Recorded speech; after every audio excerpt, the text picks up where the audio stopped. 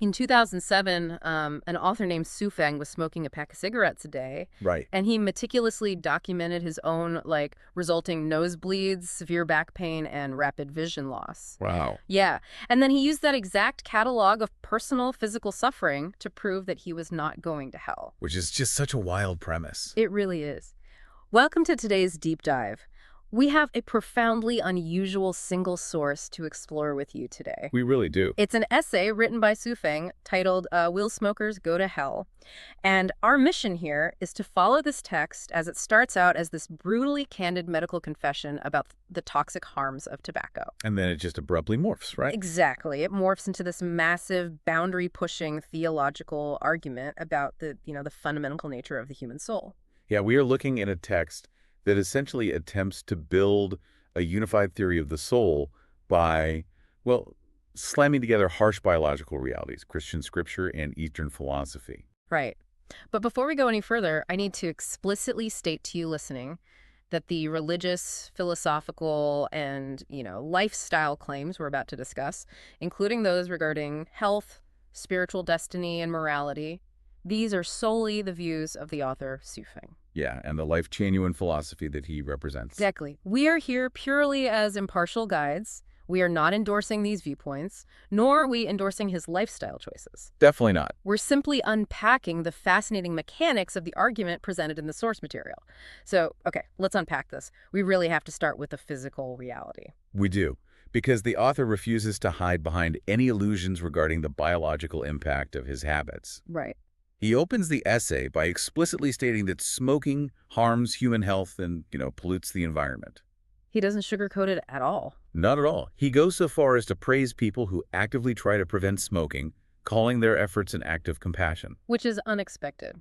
Yeah, and he even notes that his own organization, Lifechanyuan, advocates for a completely smoke-free lifestyle. And then he immediately admits that he himself is a heavy smoker, averaging a pack a day. Right, the contradiction right up front. Yeah, he establishes this baseline to introduce a bizarrely methodical, almost scientific inventory of his own physical degradation. It It is. He brings up Zimbabwe, actually, noting that it's widely acknowledged as producing the world's best tobacco. Yeah.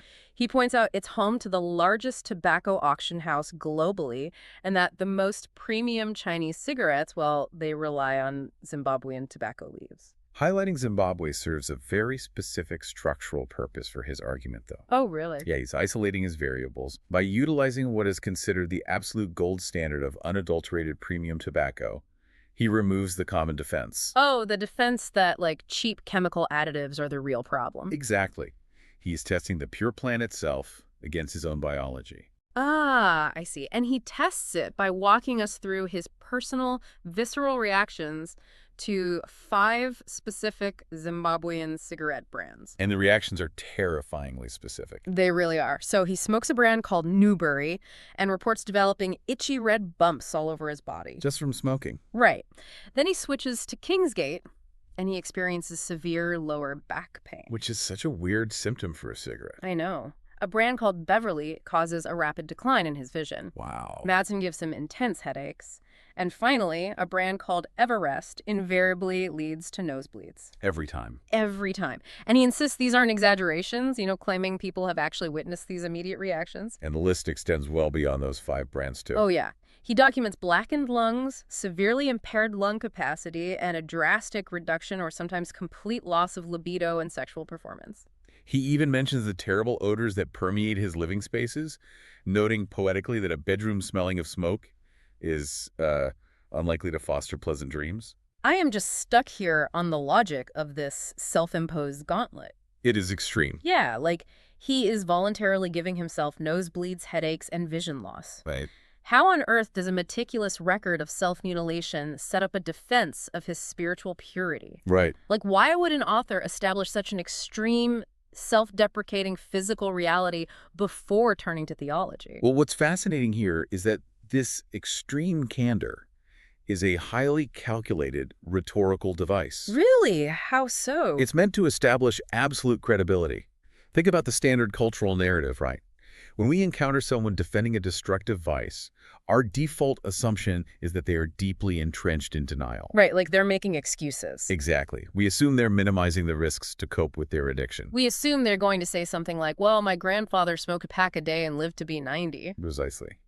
But Dreffing neutralizes that entire line of criticism before the reader can even formulate it. Oh, I get it. Yeah, by intensely validating the physical harms, by documenting the nosebleeds and the vision loss in premium tobacco, he proves he possesses total clarity about his biology. He's not in denial at all. Right. He is creating a massive, impenetrable wall between the biological consequence of an action and the spiritual destiny of the person taking that action. So he's essentially saying, like, I concede every medical point you have. My body is failing. Now let's talk about my soul. Exactly. But this extreme physical degradation creates a massive theological problem for Shufeng, doesn't it? How do you mean? Well, if his body is actively rotting by his own hand, how can he possibly claim his soul is pristine and saved? Right. That's the big leap. And he turns directly to Christian scripture to solve this problem, quoting Jesus in the Gospel of Mark, chapter 7, verses 15 through 23. Yes. The quote reads, "Nothing outside a person can defile them by going into them. Rather, it is what comes out of a person that defiles them." He is leveraging this specific scripture to completely redefine the mechanics of defilement. How so? The conventional view often assumes that introducing a toxin into the body intrinsically stains the spirit, right? Yeah, that's the standard assumption. But Weffing uses Jesus's words to argue that cigarettes are purely external material substances. They're just physical things. Exactly. They enter the biological machine, they damage the physical tissue, but they possess absolutely no mechanism to interface with or defile inner goodness. And he takes this literal separation of the material and the spiritual to its absolute limit with what I call his pesticide argument. Oh, this part is brilliant. It's wild. He points out that practically all medicines have some level of toxicity, right? Right. And he argues that if the physical toxicity of cigarettes is the metric that condemns a soul to hell, then the metric must be applied universally. It has to be consistent. Exactly. So anyone who takes medication would be damned. Anyone who breathes the polluted air of a modern city would be damned. Anyone who eats vegetables or fruits treated with toxic fertilizers and pesticides would be destined for hell because those physical toxins have entered their biological system. He constructs an equivalency of environmental exposure to expose the flaw in moralizing health. Right. If we argue that physical toxicity equals spiritual death, then simply existing and sustaining oneself in the modern world is a mortal sin. It's impossible to be cured. Right. It reduces spiritual salvation to a game of biological pureness, which he argues is entirely baseless. Now, he does outline two specific exceptions where smoking actually could jeopardize the soul. Okay. The first is if the smoking directly harms others, like secondhand smoke affecting someone else's biology, for instance. Which makes sense ethically. Right. But the second exception is the really fascinating one. He says smoking defiles the soul if fear is generated in one's consciousness. The inclusion of fear is critical there, Why is that? because it shifts the locus of spiritual danger entirely away from the physical smoke and places it squarely in the psychological state. Oh, interesting. Yeah, if the act of smoking causes you to live in terror of divine retribution or spiritual ruin, that psychological terror is what actually damages your spiritual foundation. Wow. The fear warps your inner state. The tar merely coats your lungs. Here's where it gets really interesting, though. I have to push back on this framework a little bit. Go for it. If the physical ingestion of toxins, no matter how extreme or destructive, has absolutely no bearing on the soul, couldn't a person use this exact logic to justify almost any destructive physical habit? That's the logical extreme, yeah. Couldn't someone say, well, my inner goodness is completely isolated, so I have a blank check to obliterate my physical form with whatever substances I want? If we connect this to the bigger picture, you are hitting on the exact philosophical friction Shu Feng is intentionally creating. Okay. He is dismantling centuries of inherited cultural morality. For generations, many societies and religious traditions have deeply conflated physical purity with spiritual purity. That's true. We intuitively believe that a clean body reflects a clean spirit. The author is arguing that physical health and spiritual purity are completely separate, non-intersecting metrics. Completely divorced from one another. Exactly. Society has wrongly tangled them together, attempting to measure a spiritual reality with a biological yardstick. And to explain exactly how society fell into this trap of judging the soul by the state of the body, Shuefeng pivots from Christian scripture to Eastern philosophy. It's quite the pivot. It is. He essentially uses Jesus to decouple the body and the soul, and then he uses Buddhism to explain why the rest of the world is so obsessed with judging the physical body anyway. Right. He introduces the concept of form, pulling directly from the Diamond Sutra. The Diamond Sutra is a foundational text in Mahayana Buddhism, heavily focused on the practice of non-attachment and cutting through the illusions of the material world. Right, and Shuefeng quotes Buddha Sakyamuni from chapter 14 of the Diamond Sutra, which teaches the mind should dwell nowhere. Dwelling nowhere. Yeah. Specifically, it dictates that one should not let the mind dwell on form, which includes sound, smell, taste, touch, or dharma. Right. And for a quick definition, dharma in this context broadly refers to the universal truth or the fundamental laws of reality. Swiffing argues that a cigarette, the smoke, the tar, the physical body itself are all merely form. They are temporary material manifestations. They hold absolutely no intrinsic, eternal moral weight. Therefore, he argues, if you're dwelling on the act of smoking, or if you are judging someone as sinful or unworthy of spiritual enlightenment purely because they smoke, eat meat, or drink alcohol, you are demonstrating a profound lack of enlightenment. Because you're focused on the form. Exactly. You're trapped by an attachment to outward appearances. Sweffing even quotes the Buddha again, saying, if you see me in form, if you seek me in sound, you are on the wrong path. Wow. He is essentially telling the people judging him that their judgment of his physical habits is a larger spiritual error than the habits themselves. It is a brilliant rhetorical reversal. It really is. The moralizers, the people pointing fingers at the smoker and declaring them bound for hell, are actually the ones committing the critical spiritual error. They're the ones doing it wrong. Right. They are anchored to the illusion of the material world, completely missing the underlying reality. So what does this all mean? If the physical body and the things we put into it are just an illusion of form, what actually determines whether a person goes to heaven or hell? That's the big question. Jipang introduces what he calls the non-material structure of life. He argues that every living being has this core essential spiritual architecture. Okay. If your non-material structure is perfect, you ascend to heaven. If that structure is ugly or corrupted, you descend to hell. Let me try an analogy to map this out. Sure. Imagine a computer system. The physical body, the lungs, the blood, the brain is the hardware. It is the monitor and the keyboard. Right. The non-material structure of life is the software code running inside. That captures the mechanics of his argument perfectly. So, a person smoking a pack a day is essentially taking a hammer and smashing the monitor. The screen is cracked, the keyboard is missing keys, the hardware looks absolutely terrible. Completely wrecked. Yeah. But smashing the monitor doesn't rewrite the ones and zeros of the software code. Right. The code can remain a flawless masterpiece even as the hardware falls apart. Society looks at the cracked screen and immediately assumes the software is corrupted, but Suwafeng says they are fundamentally different systems. This raises an important question regarding how we navigate our daily interactions. How so? How quick are we to judge a person's inner software based entirely on the state of their hardware? Oh, all the time. We often observe someone who runs ultramarathons and meticulously curates a pristine vegan diet, and we subconsciously assign them a higher inherent moral virtue than someone who sits on the couch eating junk food. Right. We think they're a better person. Exactly.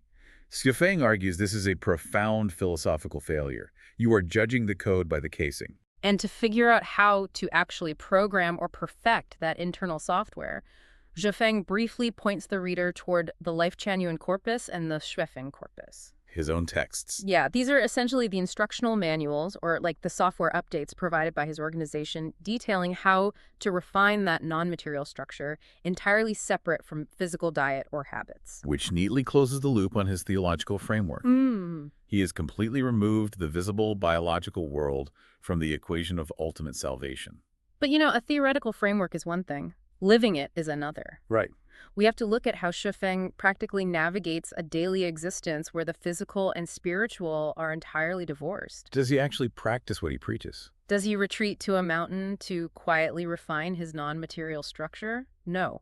He fully embraces worldly vices to prove his code is bulletproof. He leans into the contradictions of the material world rather than retreating from them. He proudly lists his daily habits to the reader. He smokes, he eats meat, he drinks alcohol, he plays mahjong, and he engages in romantic relationships. He's checking all the boxes. He really is. And he doesn't just admit to these things, he claims that maintaining this lifestyle actually exemplifies his philosophy in action. Wow. He states that by engaging in all these physical activities without letting them corrupt his inner structure, he demonstrates the essence of the highest level of Dharma. It is the ultimate spiritual flex. A flex, exactly. He is declaring, my internal software is so robust, so perfectly coded, that I can subject my hardware to absolute chaos, mahjong, alcohol, tobacco, and the code remains entirely unaffected. It's an incredible claim.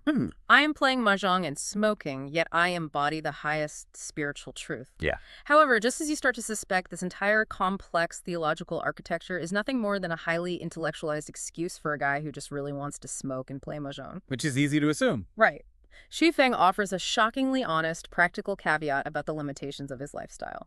He brings up the issue of his meditation practice, right? Specifically regarding Qigong. Yes.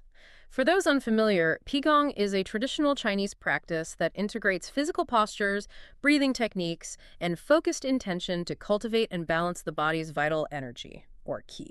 Right. Feng admits that despite his soul being, bulletproof, smoking severely hinders his Qigong and meditation. Which is a big admission. It is. Right. He shares that from his own practical experience, if he abstained from smoking for 3 days, he could enter the qi state, which is this deeply focused, flowing, meditative state in just 1 minute. Okay. But when he was actively smoking, it delayed that transition to over 10 minutes. This detail provides the mechanical explanation for why the hardware still matters on a practical level, even if it doesn't matter on an eternal one. Oh, that makes a lot of sense. Yeah, Qigong relies heavily on the breath and the physical respiratory system acting as a bridge to reach that non-physical meditative mental state. Right. It's all about breathing. Exactly. If the physical lungs are heavily compromised by tar, that biological bridge is clogged. It takes 10 times as much effort and time to cross it. So it's just harder to do the work. Right. So he openly concedes that for practitioners deeply focused on daily self-improvement and meditation, it is absolutely better to avoid smoking. He also mentions a personal compromise he made. He notes that he now chooses to smoke a special type of cigarette that has over 50% lower nicotine and tar. Interesting. And he frames his continued smoking as a habit, not a physiological necessity. He compares the habit to drinking water, stating that only the person drinking the water truly knows whether it is warm or cold. So it's subjective. Right. He implies that there may be highly specific personal benefits or comforts to his habits that an outside observer simply cannot measure or understand. He is carving out space for individual biological and psychological autonomy. Which brings us to the ultimate tension of this deep dive. I want to pose this to you listening as well. Let's hear it. Is Feng utilizing a massive unified field theory of Christian and Buddhist philosophy simply to justify his desire to hold on to his earthly vices? A huge elaborate excuse. Right. Or is his willingness to openly document his physical suffering and his admission that his habits actively sabotage his own daily meditation proof of a genuine philosophical commitment to the idea that his eternal structure is untouchable? He is demanding that the reader hold two entirely contradictory truths simultaneously. Okay, what are they? Truth 1. This physical action actively damages my biology and impedes my daily meditative practice. Right. Truth 2. This physical action has absolutely zero impact on my ultimate spiritual destination, what he calls Lifechanyuan, humanity's ultimate course. Yeah, those are really at odds. The admission of the 10-minute meditation delay is actually what grounds the text. It proves he isn't delusional about cause and effect in the material world. Yeah. He just fundamentally ranks the material world as irrelevant to eternity. It has been a truly wild intellectual journey today. It really has. We started by examining the nosebleed-inducing severe physical reactions to premium Zimbabwean tobacco. Which I still can't believe he just powered through. I know. We then used the teachings of Jesus to decouple biological health from spiritual defilement. We transition into Buddhist sutras to explain the illusion of the physical form and the error of moralizing the material world. Yep. And we ended up at a mahjong table evaluating the software of a smoker's soul. It forces a rigorous reevaluation of the metrics we use to categorize harm and assign moral value. It genuinely does. And that brings the focus back to you, listening. Regardless of whether you buy into Shuething's theology or his definitions of the non-material structure, this text operates as a fascinating mirror for our own daily biases. Absolutely. How often do we observe someone's bad habits, their diet, their physical health, their reliance on a vice, and make immediate sweeping assumptions about their fundamental character, their discipline, or their inherent worth? We spend an enormous amount of cultural energy moralizing health, Yeah. effectively turning the gym and the grocery store into arenas of moral judgment. We do it constantly. Hmm. So I want to leave you with this final provocative thought to mull over as you go about your day. If our essential structure, our true character, our software code truly is entirely separate from our physical intake, Right. if the air we breathe, the food we eat, and the physical habits we maintain are merely outward forms that do not actually touch our true selves, Yeah.